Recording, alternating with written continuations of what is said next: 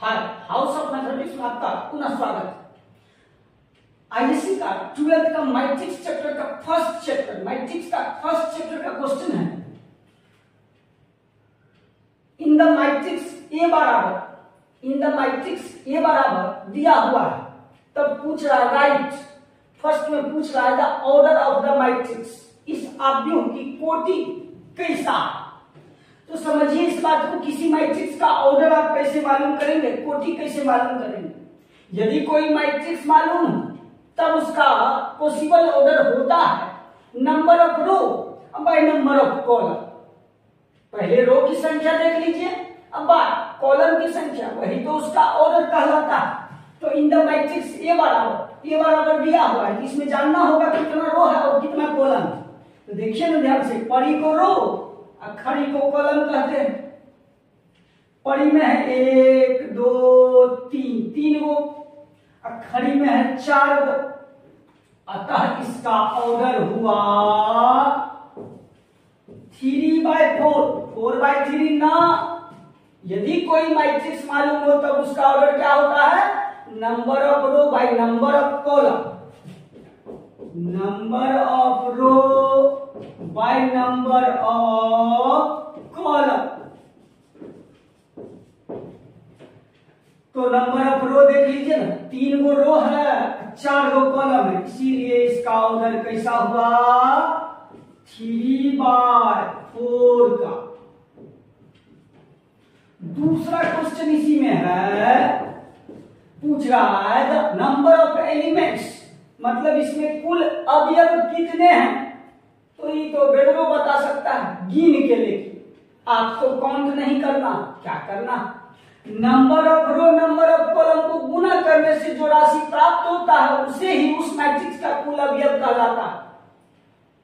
यदि कोई मैट्रिक्स मालूम होता उसका यदि कुल अवयव मालूम करना है तो उसमें देख लीजिएगा नंबर ऑफ रो क्या गो है, नंबर ऑफ कॉलम क्या गो, उस दोनों को गुना करने से जो राशि प्राप्त होगा वही उसका कुल अवयव कहलाता है। तो द नंबर ऑफ एलिमेंट्स 3 × 4 बराबर 12 एलिमेंट्स, अर्थात इसमें टोटल एलिमेंट्स कितने हैं 12। तीसरा क्वेश्चन आइए, इसका तीसरा क्वेश्चन कह रहा है right the elements small a13।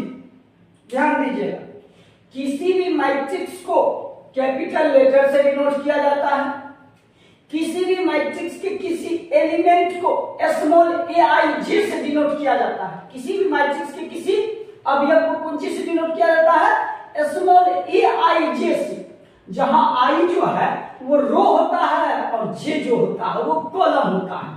किसी भी एलिमेंट्स को कौन चीज से aij से डिनोट किया जाता है, जहां i जो है वो रो है और j जो है वो कॉलम। तो आइए A13 मतलब पहला रो का तीसरा कॉलम कितना है सो पूछ रहा है। फर्स्ट रो का थर्ड कॉलम बताना है, तो फर्स्ट रो में जाइए और थर्ड कॉलम में जाइए, कितना है 19। इसके बाद पूछ रहा है 21, दूसरा रो का पहला कॉलम, दूसरा रो का पहला कॉलम, दूसरा रो तो ई हुआ और पहला कॉलम ई हुआ, कितना है 35।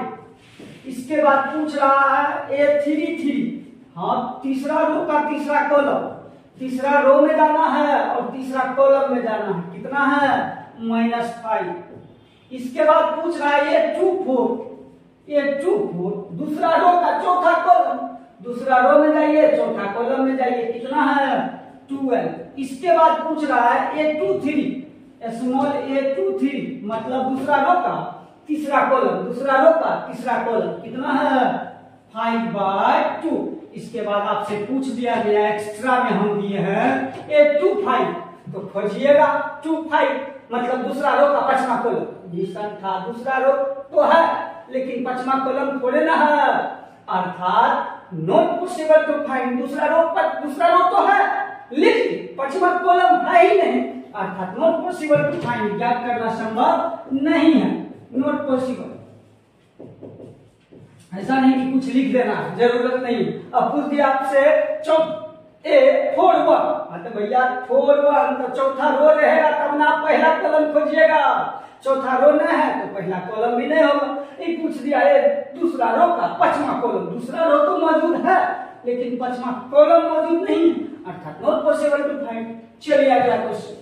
दूसरा क्वेश्चन है आपका कड़ा, if a matrix has 24 elements, यदि किसी आव्यूह में 24 अवयव है तो what are the possible order, तब उसकी संभव कोटियां क्या होगी।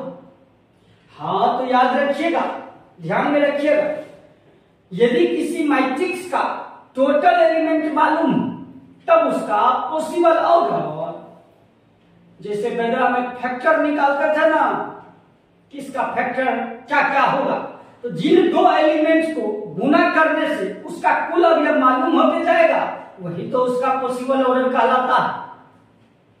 अर्थात यदि किसी मैट्रिक्स का कुल अवयव मालूम हो तब उसका अगर पॉसिबल ऑर्डर आपको मालूम करना हो, संभव कोटियां, तो कैसे कीजिएगा, जिन दो राशियों को गुना करने से उसका कुल अवयव मालूम होते जाएगा वही उसकी संभव कोटियां कहलाएगी। आइए टोटल एलिमेंट मालूम है, टोटल एलिमेंट्स, और आपको बतानी है पॉसिबल ऑर्डर, पॉसिबल ऑर्डर। हाँ तो टोटल एलिमेंट कितना मालूम है, 24।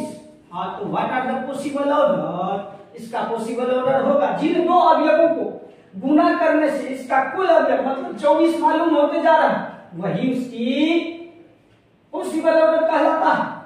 1/24, 1 और 24 को गुना करने से 24 होता है क्या, होता है। 24 और 1 को गुना करने से होता है क्या, 2 और 12 को गुना करने से होता है।